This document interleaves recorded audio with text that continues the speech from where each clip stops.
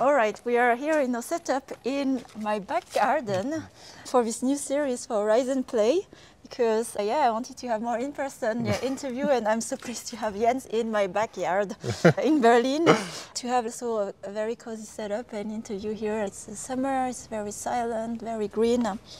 And so we start today to talk about the journey of Wooga and your journey over the past 10 years. And of course, since also you have left the company, it was good to catch up a bit a few years after. You know, I'm pretty sure a new thoughts, realization come, and so I'm very grateful that you came today to share your wisdom, learning, and also for the context. I joined Wooga in 2013, early 2014, and among all the companies I've joined, is one that is still very close to my heart on my own experience, the people I met there, you as well, and how I grew actually in the company to be where I am today. So Horizon Play is also a bit like a result of my times at Wooga. Yeah. So welcome today. Yes. Yeah, thank you for the invite, Sophie, and I'm very, very glad you remember Wooga positively, and very nice to be here today with you. Yes, so let's start as well with a new format of, by the way, also podcast interview for me, because I don't have my computer, so I cannot pretend that I'm talking while looking at my notes. So I will look at my notes here. But before we start, because overall, for me, it's also, I've known your story as well, where you were very sharing back in the days at Wooga, very close to the people. So I feel like I've known you, and I would say it's not a given in all the companies I've been part of where I could say I have known the co-founder or the CEO closely. So I'll give a bit of few key facts of who you are, Jens, as an introduction, and we can go more into that as we talk. But for the people who don't know Jens Begemann, he's the founder of Wooga, and a few key facts as well. Before you founded Wooga in 2008 and early 2009, a few key facts that were so funny for me as a reminder. So born in 1977, and you grew up in a farm in Germany. So coming as well from Germany, the countryside, and you shared also often your story. Oh, I think it's raining. I don't mind the rain if it's just a little bit. We can do the rainy interview, whatever you want. Yeah, I think we can try for some time. Otherwise, I'll go grab an umbrella and we continue. And so the interesting fact as well, I remember you were sharing, is that because you were kind of more like countryside farm, you were very interested in tech, and computer, and trying to play and have fun with the games you had at the time, which were not so many available. And you started at 10-year-old to teach yourself how to code and make the games that you wanted to play, basically, right? Yeah, it was 1987. I was 10, and I really wanted a games computer, like a Commodore C64. Some of my friends had one, and some of the rich kids even had an Amiga, and I wanted one of these. And my parents said, no games computer, this is not good for you. So I got a very old Apple II, which back in the day, I think it was already like a 10-year-old machine, not very capable, and very few games available for this, just 48 kilobytes of memory, and just dark green on light green screen. And so I teach myself how to code in BASIC and wrote some extremely simple games, so I had something to play. Yeah, and I think this is, after when I found out about your personal story, there were some connection I could see as well, why Wooga and working in tech after, because as you taught yourself how to code, and at the time I'm pretty sure it was not as easy as today, where there are many tools and software to build your things quickly. Later on also you kept coding and or playing many games along your personal journey, and later as well you studied business administration in Berlin, had internships in large corporation, which was not what was Wooga, Siemens.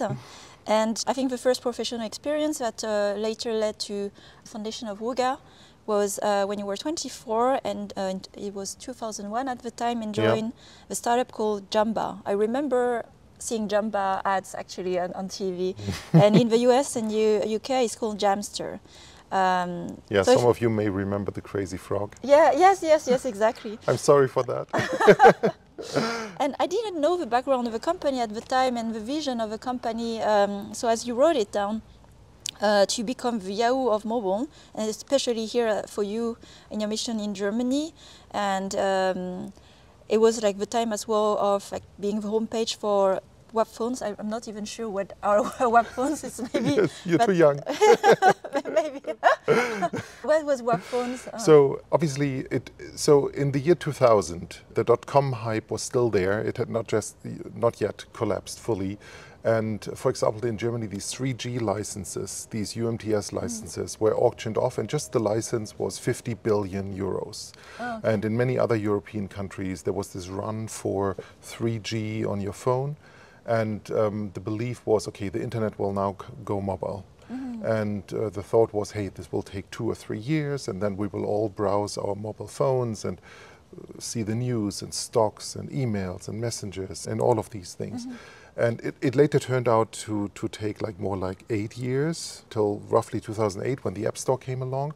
But the belief was in 2000 it would become much more quickly. And WAP, W-A-P, was basically a technology to allow mobile browsing on your phone. And in the end, it flopped completely because it was really slow, it was really expensive, something like 19 cents a minute. And clicking one link then takes half a minute. So it's 10 cents gone for every link you click, and then 10 cents for reading the page. And that's quite painful UX. The screens were really small, so the size of an Apple Watch screen, but just dark green and light green, like a Nokia screen back in the day. The Nokia phones back in the day that around the early 2000s, they could do WAP, but nobody was using it. But the vision in 2000 when the Samba brothers started Jamba was, hey, we want to be the homepage for these mobile phones. We want to be the portal where people go to and where they from that point, discover news and all of these services. And that's what I joined in 2001. Okay, yeah. Because I wanted to learn about startups. I knew I wanted to start my own company, but I wanted to join a startup first to learn how it works. Just give me a moment to double check. I have a quick doubt. It's still, yes, it is recording. It's like I had a moment. I hope it records. It's not recording. So that's my fear always, and so it's okay. I can edit that later. So that's an interesting one because you were 24 and you already had a vision very clear that you wanted to learn about startup to build your own startup. How did that realization come, like that motivation?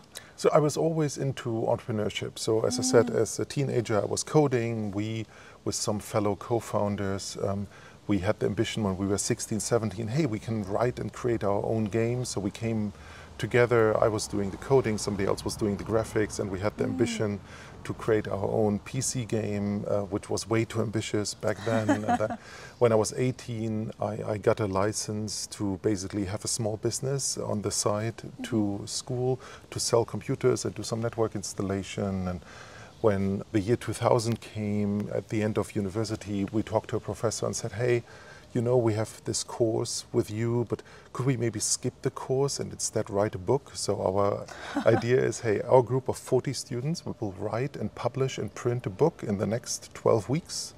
And we will have a big day where we present all of the findings, and it will be about our life in 20 years. So Vision 2020, that was the goal.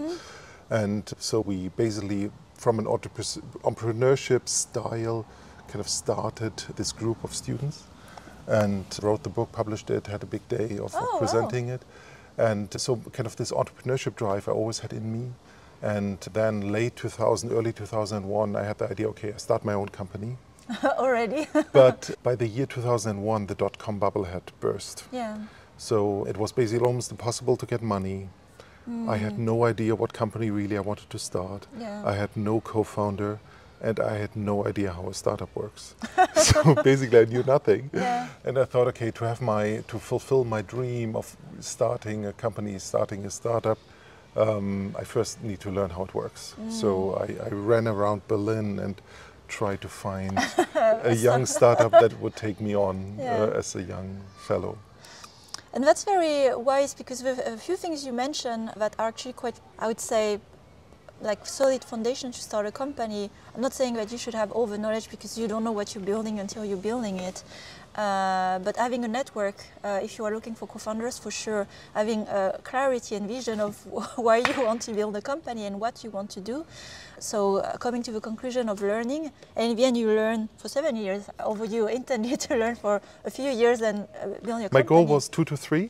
Yeah. And then Jamba grew so quickly and changed so much, and I stayed for 7. Yeah.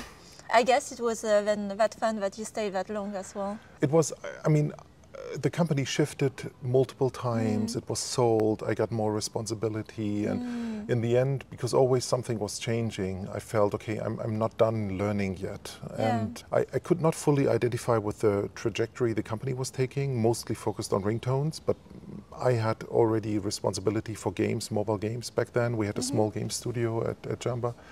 So I always was learning. So I stayed, but in 2007, 2008, I felt, okay, maybe it's over now, it's enough, and I resigned after 7 years. Okay.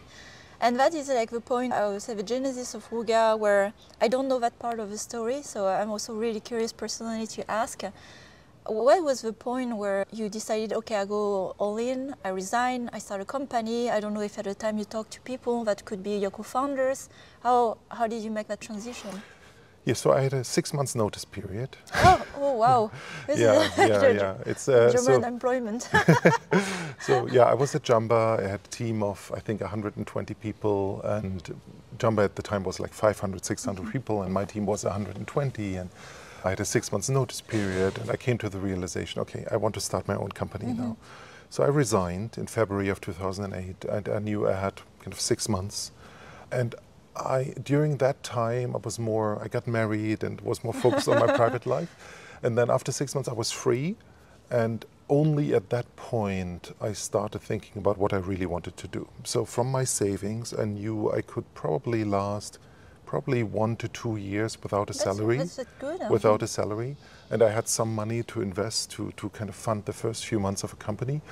And I talked to a lot of people. I traveled to Silicon Valley. I remember I was in Los Angeles actually sleeping with a sleeping mattress on the floor at a friend when he turned on CNN. Oh, Lehman Brothers collapsed. That was the Monday in September back then. So, and then the week thereafter there was this news of, oh, no more funding for startups and the startup world is going down. But I thought, well... Yeah, it was that time. Yeah, yes. It was that time. It was a relatively brief period of maybe a year where funding for startups was really difficult.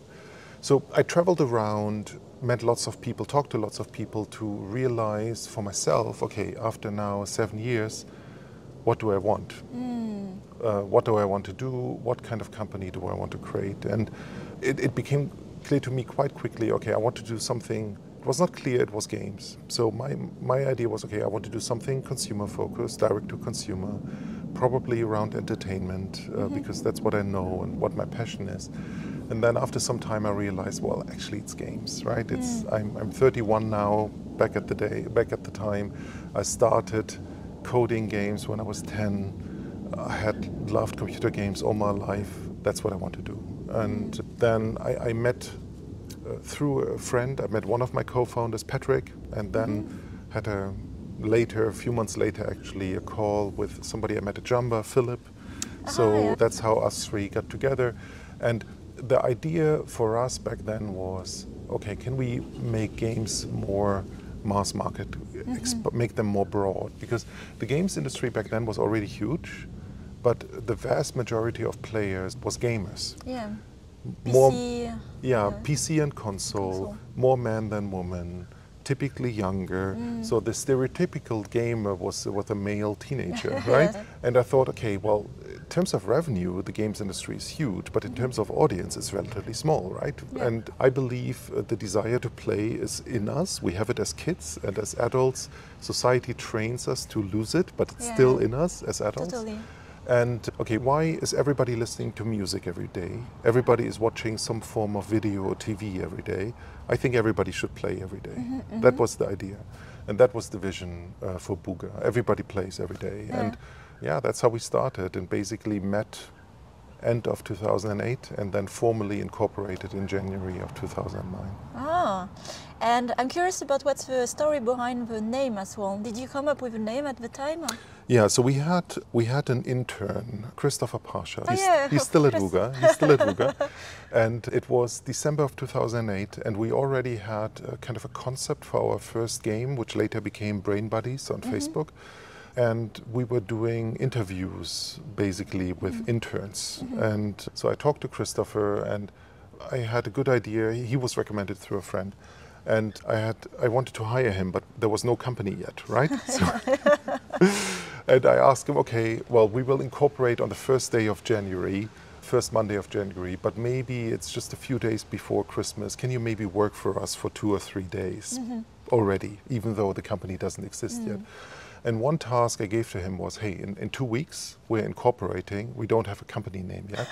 Wow. Can you please come up with a long list of possible names? And I believe creativity benefits from constraints. So the constraint I gave him was, okay, the name can be, or maybe even should be, an abbreviation, but you should also be able to say it out loud, right? So not like IBM, where you just spell it, but something like, in the end, it became Wooga. And so he came up with all kinds of words, and Wooga stands for World of Games. That's what it stands for, and we even had it in our logo for the first 2 years. So he came up with a long list of names, and I took my 3 favorites from this list of names, and then I took 3 competitors. I took Zynga, I took Playfish, and I think Playdom, because those were Facebook game companies back in the day. And and nobody knew them, but right, except me. And then I put these 6 names on a piece of paper, and around Christmas, everybody I met, I showed these 6 names. Hey, what's the best company name? And the 2 favorites were Playfish and Wooga. Okay. Those were the 2 favorites, and Playfish already existed. That was a competitor. And that's how we got the first company name. I didn't know even that story either. So we're learning new things, But I didn't know the abbreviation for World of Games. But it's so hard to come up with a name, and I have been through that conversation with also new studios. And it's like the constraints that you gave are quite simple ones, but ones that at the time made sense, like where you were contextually placing yourself against or compare with other game companies that would do the same thing, but also thinking in a very global way. What is something that we can say and spell and everywhere that spreads quickly? And back then, the belief was that our company name would be really important for consumers. So we had the idea, hey, we create a lot of games, and then on Facebook you link from one game to the other, and players would really be aware, okay, I want to play the next Wooga game, and we would make a new game all the time. And the industry obviously has changed, where now it's much more about the individual game. And I think from a consumer brand perspective, the name of your game is really important. And your company name is now these days much more important to employees and for employer branding. Indeed. And therefore it kind of changes a little bit the setup. But for us, we believe we needed to create a consumer brand. And that was achieved well, because Wooga was, for me, a name that was very catchy, very casual. Well, making casual games at the time, So it's very known today. Like everyone knows Wooga, and we have, we sometimes say we are the Wooga alumni, like all the people who graduated from Wooga, and it's we are the Woogas, So it's a very well adopted name in the end. It's nice to hear that all of this connection of former Wooga employees is really great. I think for me it was very inspiring. Like the community that was created, and because it's like we have shared values at some point in our life, in the journey that we shared, and it stayed with us in the future place we worked. Like in the end, the studio I built at Voodoo, there were key people like Nick and Marco at Wooga, and we had a way of working that was just very natural and acquired back because of our years at Wooga. So there's something really in the culture that we took with us, and hopefully also brought the things we've learned in other places. And we will talk a bit about that indeed, about the culture. And then let's start, as you started Wooga 2008-9, and started with, well, I don't know if it was Facebook games or social network games. Could you give more of a context at the time, how you started to jump on it? And one of the games that was like the first success of a company, Brain Buddies, in 2009, with a viral growth of 6 million MAU. My God, I think many people would dream for those numbers today. And with no marketing budget, it's impossible today. Like when I was writing this down, this is quite different today. But no revenue, 0 revenue. How did you start, where you said the funding wasn't there, you had but your savings? Who developed the game, and what did you bootstrap at the time? Well, we as co-founders, we put our savings into the company. So we said, okay, we can live without a salary for probably a year, and we had about 150,000 euros, which was quite a bit of money from our savings, from everybody. Kind of, we were not 20 at the time. We had savings, and nobody owned any apartment or building or anything. We were just renting, and nobody had a car. So we had 150,000 euros and no salary for a year, which is quite a bit. I would say in terms of purchasing power, Berlin was much cheaper back then. So that's equivalent to like having 300,000 euros today. And so that was quite a bit. And well, our goal, we looked at the landscape, and initially we wanted to create just a game on our own website. But then we realized, okay, social networks are actually growing much faster, and that's the better platform to be on. But we realized our competition is 1.5 to 2 years ahead. Zynga was already out 1.5, almost 2 years. Played and Playfish was there. So we said, okay, on Facebook we have no chance. But there are all of these local social networks. So Facebook has won the US, but in all of these other countries, somebody else is number one. Orkut was the leader in Brazil, and StudiVZ was the leader in Germany, and every country had their leading social network. And it was not clear that Facebook would win. So we said, okay, we build our game and we go to all of these other social networks.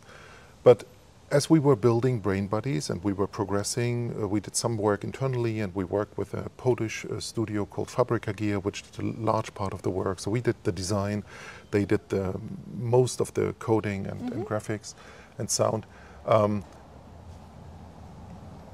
We were progressing, and these APIs of these other social networks were not progressing. And there was no platform to launch on. StudiVZ was not ready, Orkut was not ready, nobody was ready. And therefore we said, okay, well, yeah, we don't want to wait. We put it out on Facebook on July 1st, 2009. And we see how it goes there, and then we use all of those learnings to bring it to these other social networks. And I think one growth advantage for us was most of these other games were only available in English, and we launched in 8 languages right from day one. And we had 8 country managers, which were summer interns. So we had a lady from Turkey, a young student in her early 20s. We had a guy from France, etc., right? And we gave each of these 20, 21-year-old people 1,000 euros. So we had a marketing budget. It was 1,000 euros per language, and said, okay, with these 1,000 euros, do as much as you can. And yeah, we had a 20-year-old intern, head of country management Italy, right? That was the title. And they were there for 3 months. And the Brain Buddies was designed around virality. Back then, you could get free viral growth on Facebook. Facebook was not yet a public company, and they didn't need to make huge amounts of money and profit, so they gave out virality quite freely. And yeah, within 4 months, we had 6 million monthly active users, and we had days with over 100,000 installs, and all free viral growth, but no revenue. But it was a lot of fun and strong growth. And this momentum allowed us to talk to venture capital investors and gave us the funding that then allowed us to build the next few games for the next 2 years. And that's really... by the way, that was the goal from the beginning. We never wanted to make money with Brain Buddies. We wanted to launch it to get user growth as fast as possible, to attract investors. That was one goal. And the other goal was to build a player base so that we then could cross-link and recommend them our other titles. So to show traction that you could create a product, a game, appealing for consumers, but again to like the vision of creating company, consumer company. Yeah, we from 2 people, kind of us founders in a room, till launch was 6 months.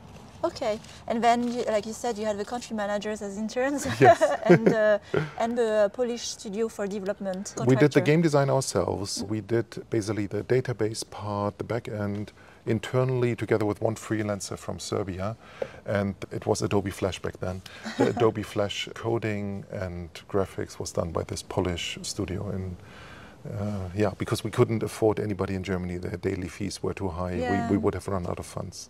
I think it's inspiring to hear again about those days, because we hear a lot how difficult the times are, where again funding are not available like this, and companies, oh my God, I can't start without any funding. But you know, 10 years ago, where there was even less, I would say, resources available and the tools we have, it's a good reminder that there are other ways actually bootstrapping your business, and it constrains, like you said at the beginning, it forces you to focus. What is it like you really need to do to get to the next stage? And I think when you start a game or when you start a company and you have very few resources, much fewer resources than anybody else, it's important to find some niche or some area where you can be different and you can differentiate yourself. And back then on Facebook, it was this time where you could get viral growth with a game like Brain Buddies, and 6 months later it would not have been possible. Actually, 3 months later it would not have been possible. So, yeah, so timing is extremely important. And I actually don't know what the market niche is today, but if you as an entrepreneur find it, you can get strong growth. If you go head to head, do exactly what the big established companies do, you have no chance. Yes, exactly. And also another thing is like you went quick to market to take the opportunity, right? So that's, I think, the other challenge where like you take that 2-year development, by that time, you know, your timing is very different. So when you are like limited with resources and you have those 6 to 12 months and you found what is the opportunity at the time, exactly, go bootstrap, garage developer kind of style. It's quite inspiring, the story of a country manager. I'm pretty sure they were happy to be promoted quickly in their career. So many responsibility, but indeed when you have given the trust, they have, you know, done something. Even Christopher at the time coming up with the name of the company. And he then, Christopher together with me was not just the person. Christopher came up with the name, and then he and I together were basically the game designers and product managers for Brain Buddies. So yeah, he was later quite involved as well in the design of games. Yes, he then was the lead for Bubble Island and for Diamond Dash, which became basically our hit number 2 and number 4. Yeah, so those games happen after you get the funding, 5 million at the time. Yeah. And I'm curious here because, again, I reflect on those times where these days when companies receive funding, I've seen different examples where you scale very quickly, you push or you, instead of focusing on growing your existing assets, you go jump on the new ones. How did you spend that money at the beginning when suddenly you had money? So how did you approach it? I think back in 2009 we spent the money wisely. Then later, around 2014, 2015, I'm sure we will come to that later, when we had even more money, we spent it very unwisely. So 2009, we continued, Brain Buddies, so we got the money in the bank, I think October 22nd, and Brain Buddies had an all-time peak on November 1st, so just a week later, because Facebook changed its algorithms and our user numbers dropped to half within 2 months. So our first board meeting was not nice. But we had the money in the bank, right? But our first board meeting was, okay, Brain Buddies numbers are cut in half. Your game number 2, Bubble Island, is delayed. Your game number 3, Monster World, is delayed. It was, not good, not nice. But how did we spend the funds? So we tried to basically prevent Brain Buddies from collapsing with a few employees working on that, and we hired relatively quickly. I think at the end of year 1 we were about 15 employees and 15 interns, and then at the end of year 2 we were about maybe 40 to 45 employees and maybe 20 interns, so relatively quick growth in terms of headcount. Basically 30 headcount at the end of year 1 and 60 at the end of year 2. And what we did is, after Brain Buddies, we started development of 2 games, and then quite quickly thereafter game 3. So we had Bubble Island, Monster World, and a game called Happy Hospital by Sebastian Nussbaum, which did not become a success. Later his games became huge successes, but this one was not a success.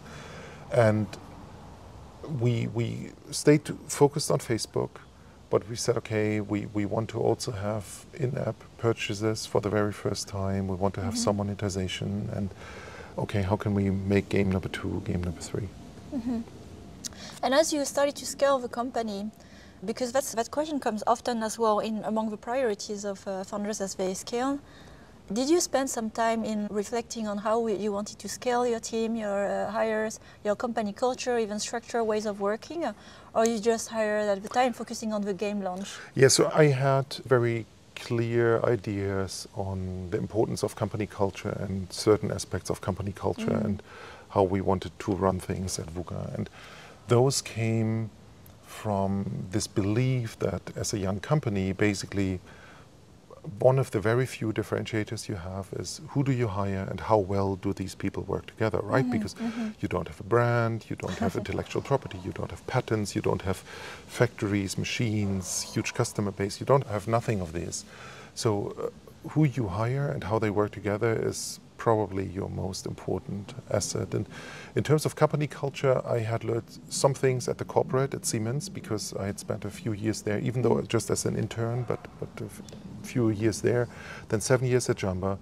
And in my mind, I had basically thought of, okay, what are the things I want to do exactly the same? And what are the things that I want to do the exact opposite? Yes. And I wanted to create an environment where everybody was kind of taken seriously, no matter how junior you are, where everybody was well respected, where there is an open culture of communication, where every learning is shared without kind of personal kind of accusations, right? Instead of saying, hey, you did this wrong in Brain Buddies, it's more of, okay, based on the numbers, this doesn't seem to work so well. What about this idea? To have an open discussion where everybody can contribute ideas. That was at least the goal. And one goal was also, as we were growing quickly, to ensure we have really good onboarding. So I had seen companies where basically day one was, oh, you're here. I thought you were coming tomorrow. Well, let me see. Where's your computer? Your computer is not yet ready. Oh, we don't have a desk for you. Can you go to IKEA and buy a desk for yourself? Oh. And then, okay, yeah, you can sit here, you can start. Your closest colleague is on holiday this week, but familiarize yourself and see you, right? I've seen that actually, right? I've seen it firsthand. And we wanted to create an environment where your first day at work is your desk is ready, all of your tools are ready, you maybe even have some candy and things on, like some decoration on your desk to feel welcome. There's a plan for your first week. What will you do? Who will you talk to? Who's maybe your buddy who helps you familiarize yourself with the culture? We had a starter checklist already pretty early on. This is what you should do on your first 5 days. Onboarding sessions, we did that basically from day one, where once a month I sat down with every employee and gave them an hour of the history of Wooga. Why are we here? What are we doing? What is important? And later we expanded that to, I think, 5, 6, 7 onboarding sessions, right, with the head of engineering, head of marketing, etc. So that even if you work in marketing, you'd learn some of the basics of engineering and the other way around, and not just those two, but just as examples. Yeah, so those were aspects that were important to us from day one. And one aspect was also we didn't want to be a German startup. We wanted to be an international startup based in Berlin. So we did English as our company language from day one, which is normal now, but in 2009 it was unusual. Yeah, those were some of the thoughts we put into basically the company culture early on. It's because before we managed to talk about it now, there were a lot of intentions, and I can tell you I joined in 2014, early 2014, and those have actually translated quite well in what you just described. I think the choice of language, for example, to be very intentional, and it's not easy where you have a whole team German and suddenly say we have to speak English. I know that even among French it was strange to each other to speak English, but it's a commitment where there was also the vision that if we want to be a global international company, we have to behave international. Yeah. And I think also the thinking around what are our assets as a company when we don't have any like hardware or properties, it's the people, and focusing really on being deliberate on our ways of working and who we are hiring. This is something that now it makes a lot of sense after, for me, having experienced the culture at Wooga. And I wanted also to reflect back on, as a feedback as well, on how I experienced the culture. I was coming from Gameloft before I joined. I remember we had conversation, and yeah, that openness and respect to each other and that open communication culture, it was unusual in games at the time. Especially, I was coming from a company where it was a hierarchical structure, there's status, and you don't get to talk to everyone the same way. And there are different values of people based on your title or your experience. And so for me, it was very refreshing actually to join a company structure that was so lean, based on your output, your contribution, instead of who you are, how you look. Yeah, you can't completely eliminate hierarchy and power and structure and things like this, and you shouldn't. Yes. But at least that was our goal, that everybody can contribute. And as the company gets older and bigger and more mature and more established, back then we didn't know what direction we would take next year. Now, I'm sure after a few years later, Wooga is now turning 15 in January, so I think you need to have a little bit more structure. Yeah. When you've found your role and you've found your place and you found your focus, then you probably need a bit more structure. And we'll get to that as well after the acquisition of Playtika, as we go through the journey. It's like a bit like a kid going to teenage age and maturing. I think it's kind of the same. And then marrying Playtika. Yes, very young, still also maturing. But yeah, I really just wanted to reflect at the time. It was for me very innovative, the culture at Wooga, because it was unusual, where you had a very traditional studios that were operated in a certain way with a hierarchical structure, with creative direction and so on. And it was, for me, a lot of inspiration having read book from Google and the way of working from tech startup. I felt like that's the reason why I joined Wooga. I wanted to learn different ways of working, maybe more that made more sense to me, like more innovative, like tech startup. But in games, it was like more like kind of a traditional top-down structure that I've seen now. So fast forward, after like you had as well like Diamond Dash, I also worked on that game, still a great IP, and I had a lot of fun with the team and the panda character from Diamond Dash. And the other Facebook games, I came at a time as well where I had experience from Gameloft with mobile development, and I wanted to hear from you, when did that transition become clear that you had to also be present on mobile? Because it implies several things, which is also different skills, because it's not the same platform like PHP web development to native, painful transition, but also team structure, ways of working. I remember when I joined Diamond Dash, there were two teams. One, like Facebook, like PHP, and one as well mobile. So how was for you that time of transition, and when it became deliberate, like we are going as a mobile company? Yeah, so we started as a social games company on Facebook, and I mean the App Store launched in 2008, and even by 2009, nobody in their mind would consider really that it's a good idea to start a mobile games company. So I remember in the summer of 2009, we were pitching at a venture capital venture capital firm, and we were presenting our plans and what we wanted to do on Facebook. And one of the partners asked us, hey, do you have any plans to go to mobile, right? It's September of 2009, over 1 year after the launch of the App Store. I said, well, no, actually, focus is really important to us. We want to stay on focus. We want to stay on Facebook. And he said, oh, God, thanks, God. Thanks, God, you stay on Facebook, because there's absolutely no money to be made on mobile games. Wow. September 2009. And then 1.5 years later, it was early 2011, I had this impression, well, actually, mobile games is growing quite quickly. And Apple had made a huge change at the end of, or during 2010, where you could have a free app but still have in-app purchases. Before that was not allowed. You could only do in-app purchases when you already paid initially for the game. And that created quite a bit of growth in 2010 on mobile games. And I thought, okay, we need to do something there. We have a great business on Facebook, but there's a trend here on mobile, and we didn't know what to do. And Facebook back then had a huge project where they said, okay, these apps on phones, that's kind of intermediate period, like it was on PCs in the 80s and the 90s, but then starting the 2000s, programs and apps on your computer mostly disappeared. Everything moved to the browser. And I mean, you don't have a Gmail app, you go to gmail.com. The same for Google Docs, Google Sheets, everything else. So the vision from Facebook was, hey, everything will move to HTML5 and everything will move to the browser. But the other big thing obviously was the App Store. So I think around the time, I don't know how many people we were, maybe 150, 200, 150, my guess. I don't know exactly anymore.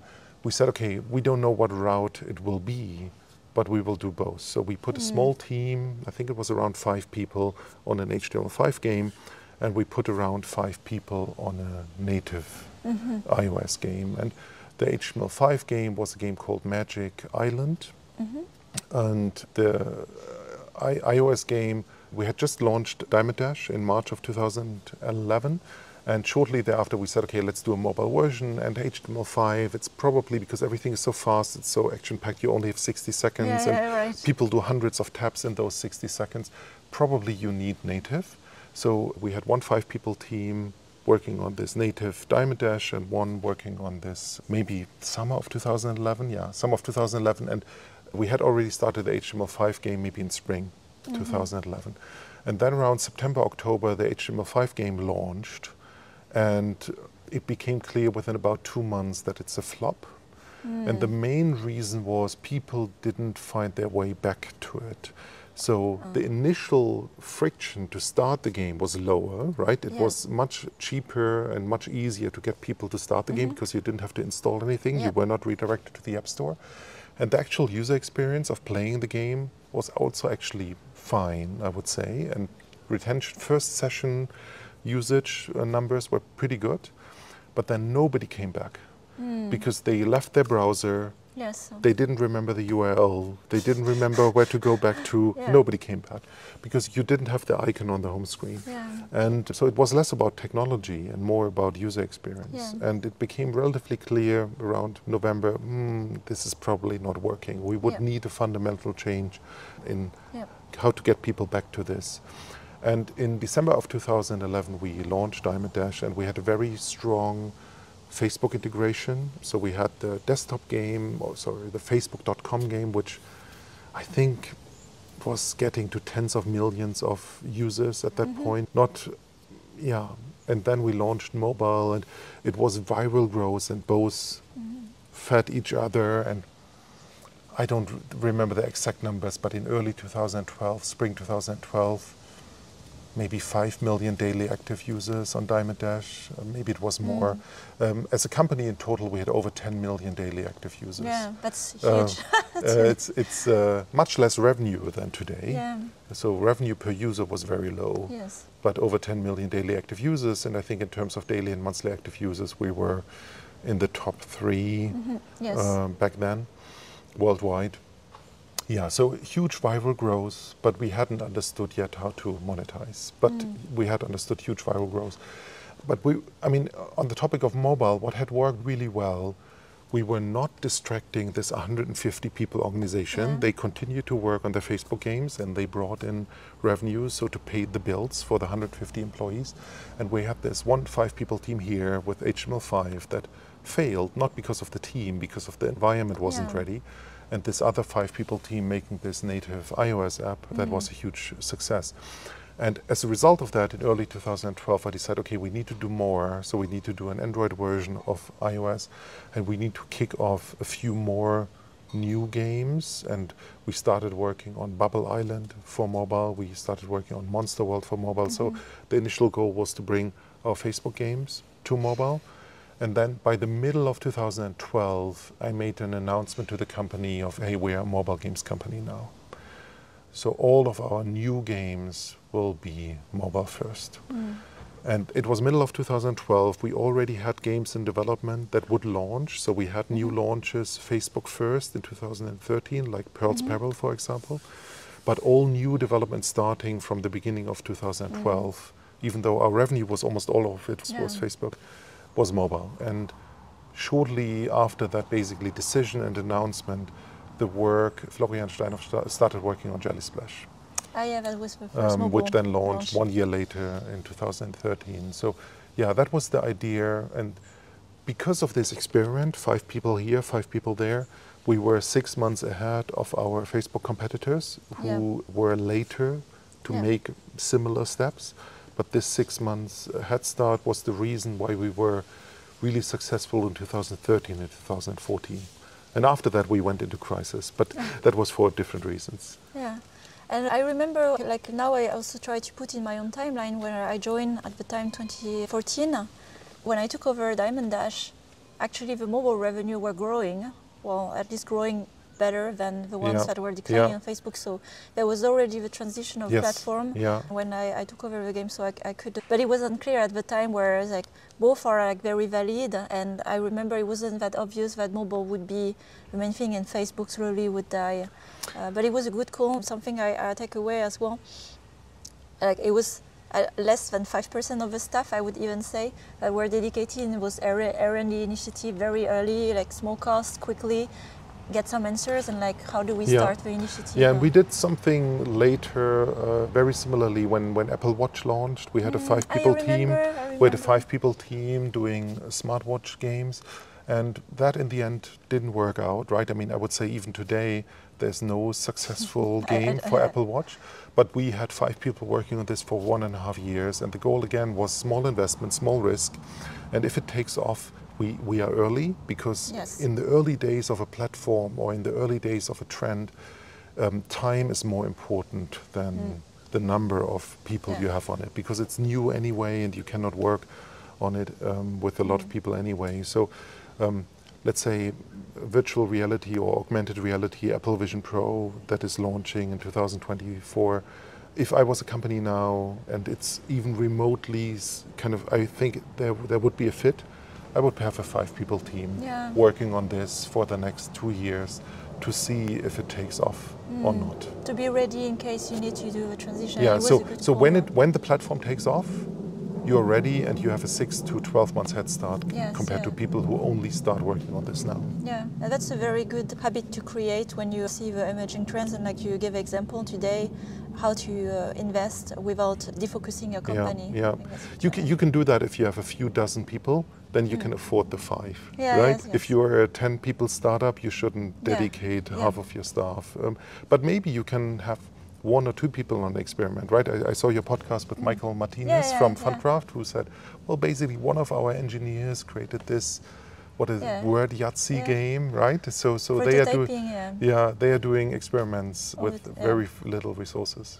Yeah, and I think it has to still, learning engines should still be going on no matter what you're doing as a company, where you have like your existing assets or also anticipating the future growth. Yeah.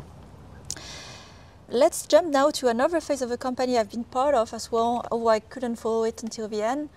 I remember when I joined also at the time, it was very exciting, so I was also later working on Jelly Splash, great first mobile launch. So for me, my vision of Wooga was really a casual puzzle company, and that was started to do different type of games, experimenting, racing games. There was a mid-core studio, Black Angle, with Warlords. What was the thinking at that phase where we were exploring several genres? And maybe the key learnings and how long that phase? It was, the main issue was there was little thinking. So, as I just said, these small experiments, having 5 people here, 5 people there, had worked really well.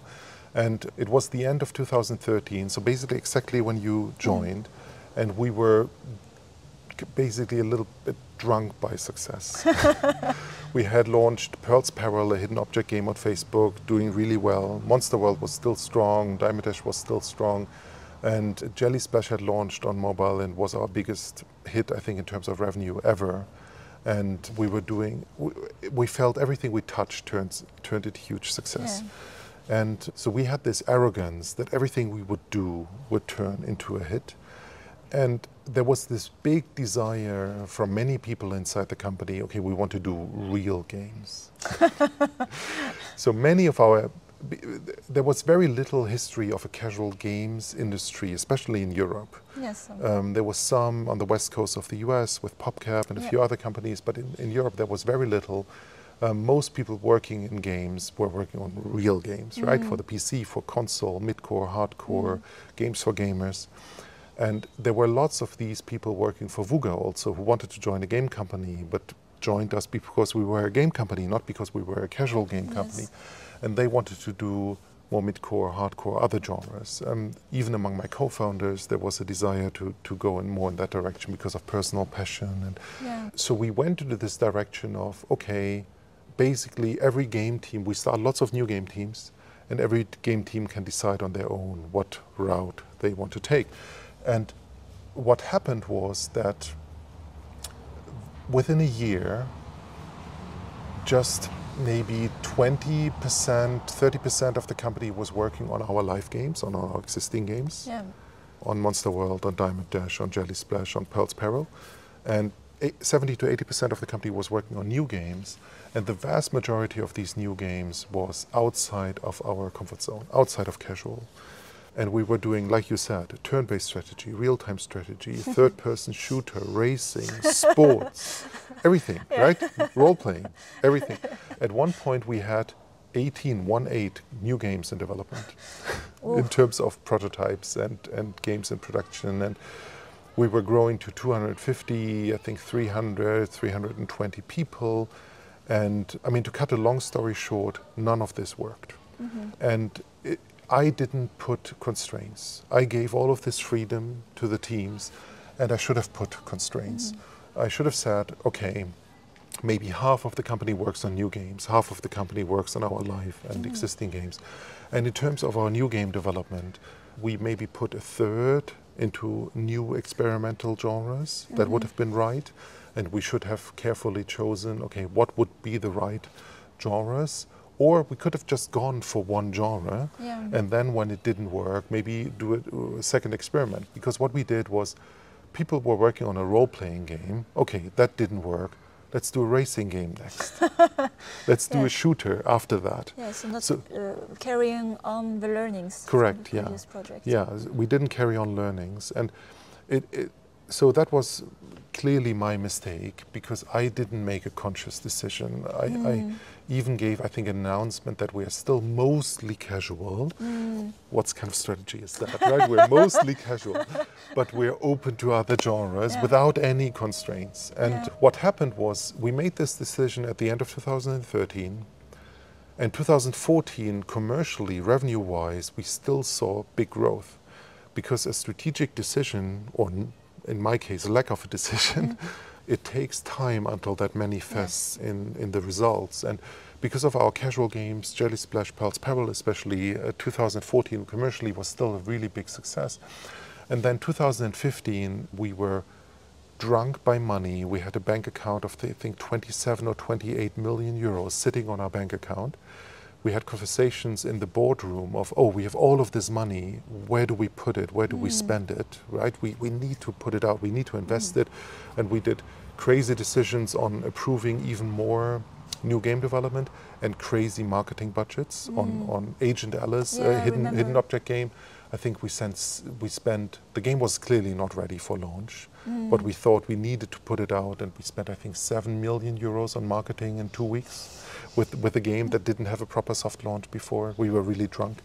And then in 2015, that led, we had declining revenue, we had crazy spending, and we were making losses. So we went from a point where, I think maybe 2014, we were making 500 to 800,000 euros in profits per month, to 500,000 euros of losses per month. Oh, that's a scary numbers to and these losses grew. And the losses were increasing. And our bank account that was at 1.27 had gone to 20, 15, 14, 13. Every month it was going down. And only by the end of 2015, I realized, so 2 years after my lack of decision to focus, to put any constraints, I realized, okay, we're heading in the wrong direction. And 70% of the company is working on things that are not right. We should put more resources on our live games.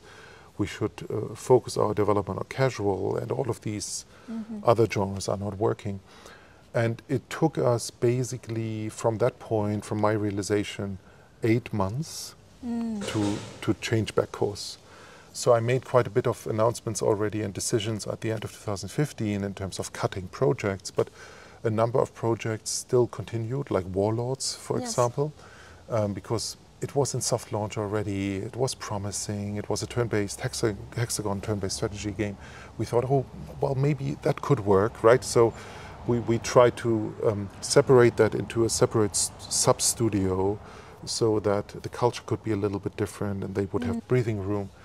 And we cut a number of other projects, some still continued. And then by August 2016, Warlords had not been the success that we thought it was. So we had made the decision to shut down Warlords.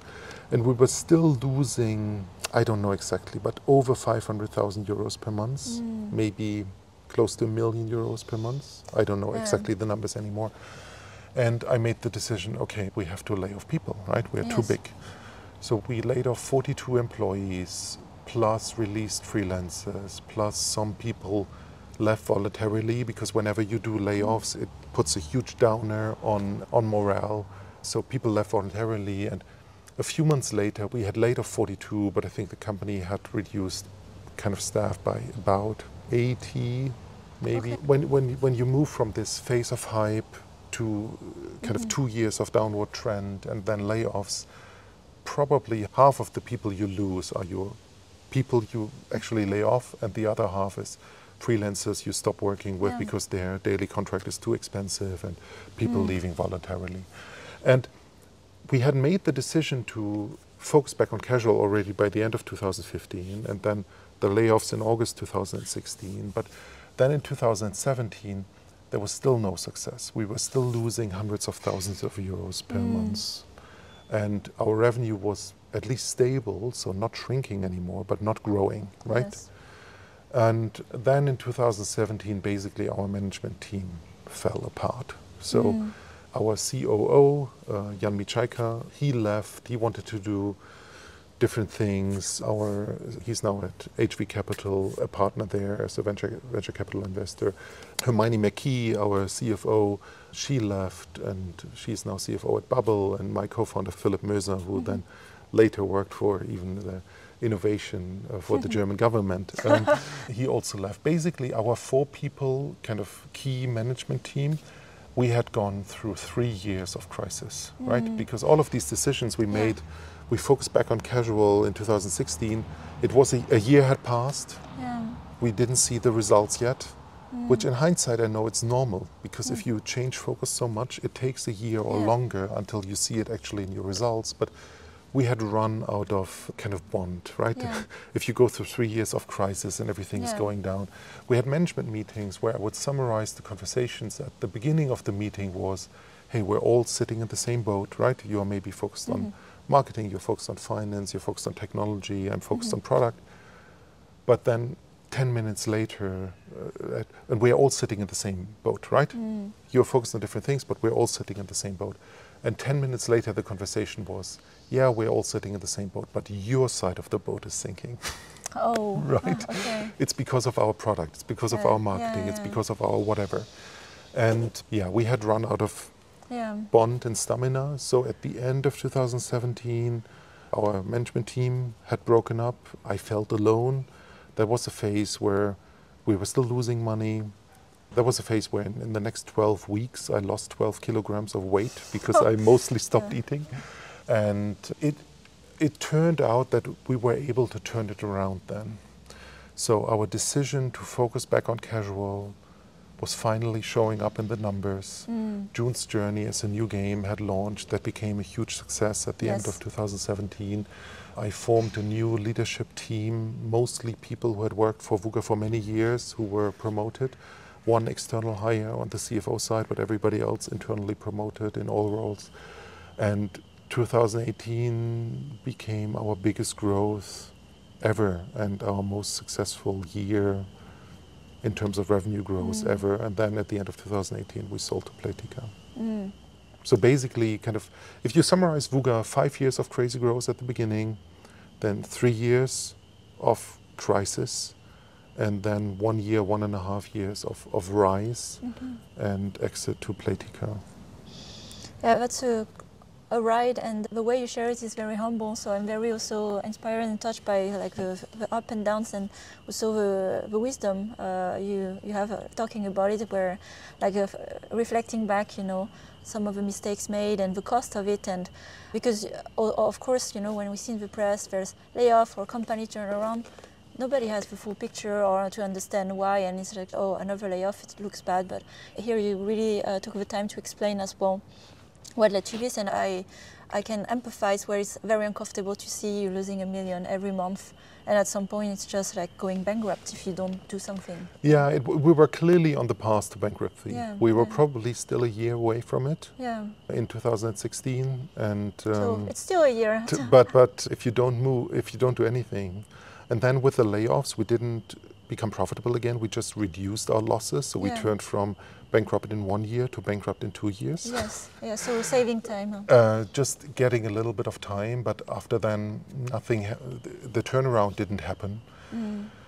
Yeah, that's, that is also one of the biggest learnings, how important strategy is and strategic direction. And if you make a strategic turn to a different direction, how long it takes until that manifests in...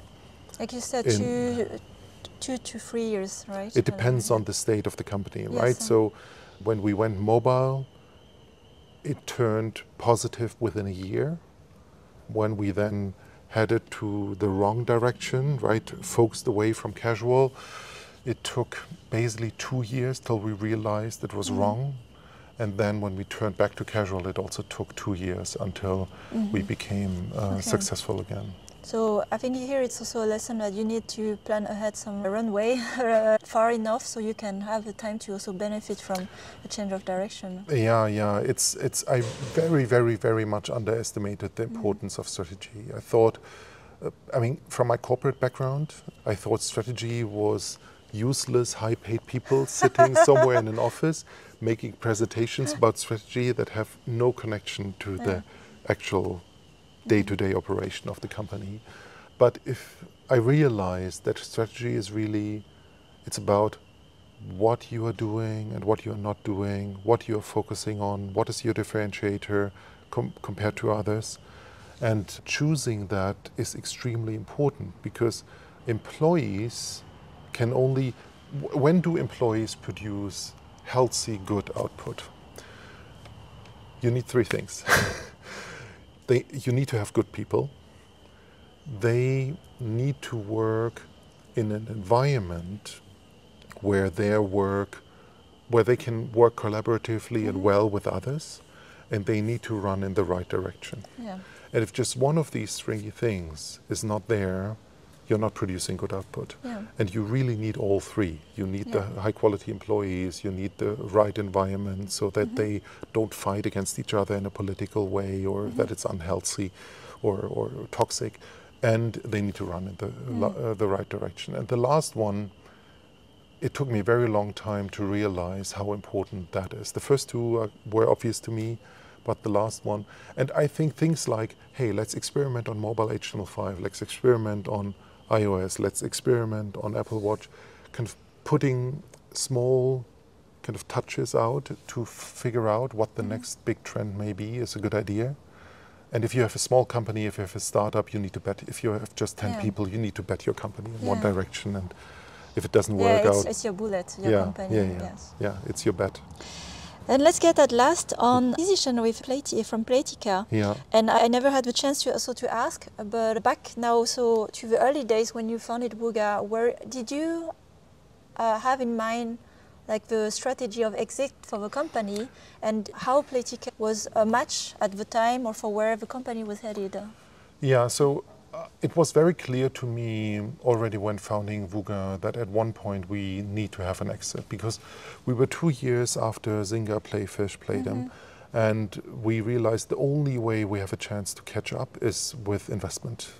Organically, just from our bootstrapping, we have no chance to compete with these big guys. And therefore we knew we needed funding and quite a lot of it early on. So half a year after, well, 8 months after founding Wooga, we got this €5 million investment. And we really worked towards that. Brain Buddies was a game to go viral, to attract investors, to then get this funding to finance the next 2 to 3 years. And when you get venture capital funding, there is an explicit contract you sign, and there's an implicit contract you make with the investor. Because venture capital investors, they are there for a maximum of 10 years, usually, right? It's usually this early stage venture capital investment is usually for a 5 to 10 year horizon. There may be exceptions, but that's typically the horizon. And they have a lot of rights from the contract, technically, but it's much more about this implicit contract. You should be aware within the next 5 to 10 years, this investor I just got on board, they have the goal to sell their stake in the company. Let's say they put in €5 million and they get 20% of the company. They want to sell these shares they have for tenfold or more. And the way to do that is typically you go public in the form of an IPO, or you sell to another company, or you go bankrupt. Those are the three most likely outcomes. There are some other scenarios where this early stage investor sells all of their shares to a late stage investor, but when you take venture capital funding, you should be aware that these three are the most likely outcomes. And I didn't know back in the day if I want to do this for the next 20 or 30 years or not, but I knew that the only way to have a chance to be successful is with venture capital investment. It came with this exit premise. And we dabbled with the idea of IPO, but we thought we were too small. I think at the point of exit, Wooga was maybe doing 80 million euros per year. Now, if you read the Playtika public stock reports and you read between the lines, you can read between the lines that Wooga probably is now doing 200 million a year and extremely profitable. So it became much, much more profitable after I left. But we thought, okay, that's too small, less than 100 million a year is too small for IPO. And we were getting to the end of this 10-year period. And what I had learned over those 10 years, that Wooga had a lot of cycles, success, but also downs and ups. And also the market had a lot of ups and downs. There was a lot of hype before the Zynga IPO. After the Zynga IPO, it was impossible to sell your game company for the next 2 years. And one wisdom I got from John Vici, the PopCap founder, is your company goes in these cycles and the market goes in these cycles. And you can only sell when both are at a peak or at a positive point. And if you miss this window, maybe a few months, or it may be 3 years, you don't know. If you miss the window, the next window may be 5 years away. So we were at the end of 2018, and Wooga was 10 years old. I knew my venture capital investors would want an exit at some point. The market was consolidating very quickly, and back then we thought maybe we are too small alone. In hindsight, we would have been big enough alone, but back then we thought, we're probably too small to survive in this changing, consolidating market alone. I was really tired after 10 years, 7 years before that as a startup, and 10 years thereafter. I was really tired, and I knew if I sell, I probably need to stay for another 2 to 3 years. So then it's 20 years of high intense startup. If I don't sell now, maybe it's another 10 years. Is it even good for the company to stay on for me as a tired founder for another 10 years?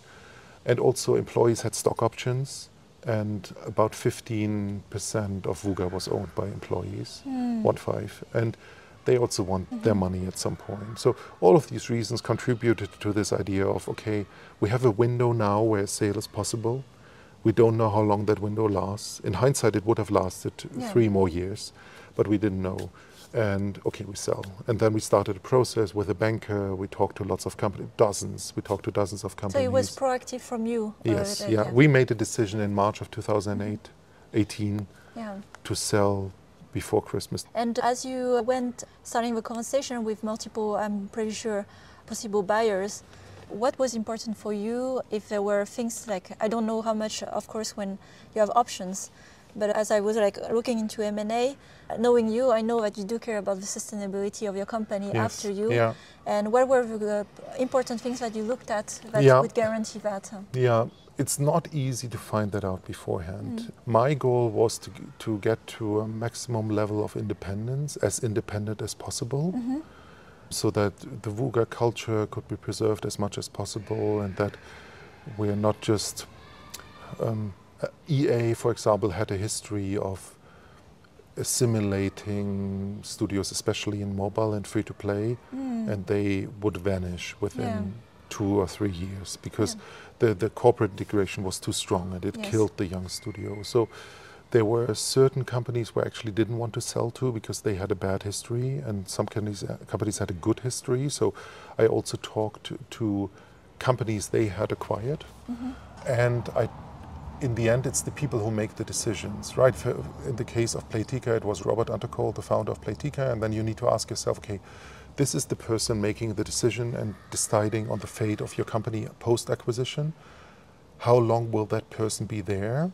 If it's a manager working for a corporate, maybe they're fired next month, right? Yeah, Or exactly, they make their next career move.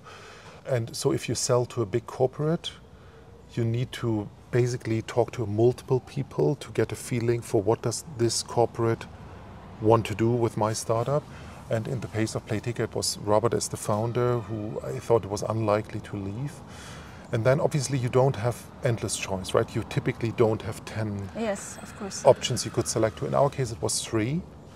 And I basically came to this point of, okay, do I really want to sell, right? Because we had gone through this process now for 6 months with a banker and with advisors and with all of this. Do I really want to sell? Yes or no? And if yes, which of these 3 offers do I want to take? And in the end, I thought Playtika was a good fit because we would benefit from their experience in live operations and their mindset, how to scale games to a bigger scale, to a bigger level, which I think actually was true because we were thinking too small back then. We were thinking of how a team has to be small and nimble. And they had this 300 people working on one game. And they were right that a team like June's Journey should be bigger, that 100 people should work on a game like June's Journey. And they had live ops experience that we benefited from, and I had the belief they would mostly leave us alone. So yeah, obviously I'm not there anymore. I stayed on for 1.5, 2 more years. I felt during the time when I was there, obviously there were things I was unhappy with, but overall I think Playtika was really the right choice for Wooga. Yeah, obviously there are always changes and some things you wish were different, but I think Playtika is a good acquirer, or was a good acquirer for Wooga. Yeah, and like you said, in the end, if we look purely objectively on the numbers, the growth of the company, at least in terms of revenue, before and after acquisition. Wooga is more successful it has ever been. Yeah. And that's something that in M&A, a successful one, at least we can say, is does it grow value for the company acquired and also for the acquirer, of course. Yeah. I think from Playtika's perspective, we are one of the best acquisitions. Maybe not the best, but one of the best acquisitions they have made in the history. And like knowing the games that were super successful, like June's Journey at the time, benefiting from the whole platform of like growth that Playtika has, I think this, at least on the product level, a really good match, wrapping up basically the game. I think some people at Playtika had this idea that their technology would make their technology platform, their software would make a bit difference. I have no idea how it is today because I'm sure it has developed further, but integrating technology is always hard. The biggest benefit to the growth of Wooga was the mindset. So having this close collaboration with people at Playtika who said, no, you need to put more attention to live ops. You need to have multiple events per day instead of one event per month. You need so pushing the limits, basically. You need to scale this team. 30 people is not enough. You need to have 100 people. You need to put out more content. You need to have more live operations. You need to have better analytics. You need to have more features. You have a hit, double down on it. This mindset of this constant reinforcement, I pushed back against that for at least 6 to 9 months until I let go. And that made the big difference. It was about that. It was not about some technology software you plug into our systems. It's a good learning as well, like with a close collaboration and mindset, because it's a people-to-people work, right? Very hard to do a shift, especially in integration of technology, especially for a company at a scale of 200, 300 people. It's really hard. All right, it was like a very as well, I feel like I've been traveling as well with Wooga, the past, the present and the future. And I had a few last questions to close our conversation today. Thanks a lot, by the way, for sharing like all these insights in a very personal way.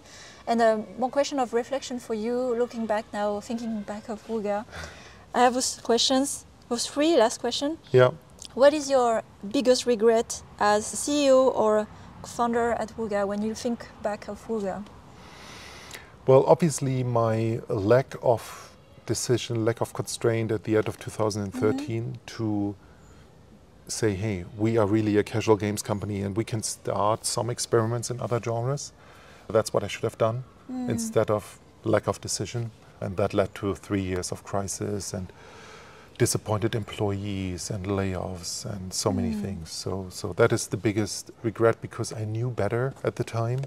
and I didn't have the guts to make an unpopular decision. Yes. Because the desire from many people in the company was, hey, we want to do all of these things. And I felt it was wrong, but I didn't want to hurt the feelings of these people by telling them, no, you will not do all of these other genres. And if you are not happy with that, maybe another company is better for you. Yeah.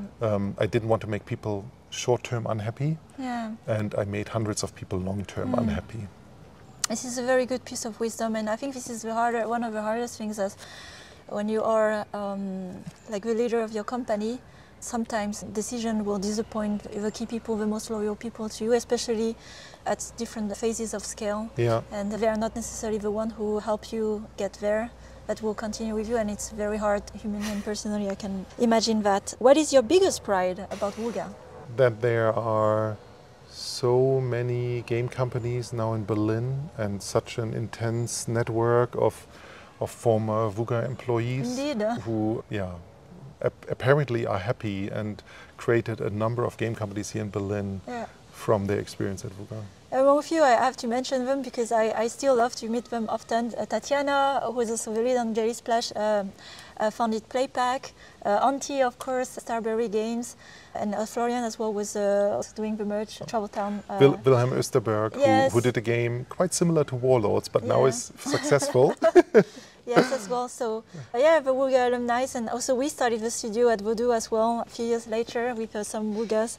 So it has continued the spirit. And there's some game companies who are not public, kind of who are still working in secrecy, like Patrick McGrath and Mullet Games. And there are some others who I think don't talk publicly yet about having started or having started working. Yeah, and we do know each other, so we are quite well connected, and I think that's really beautiful that continue after.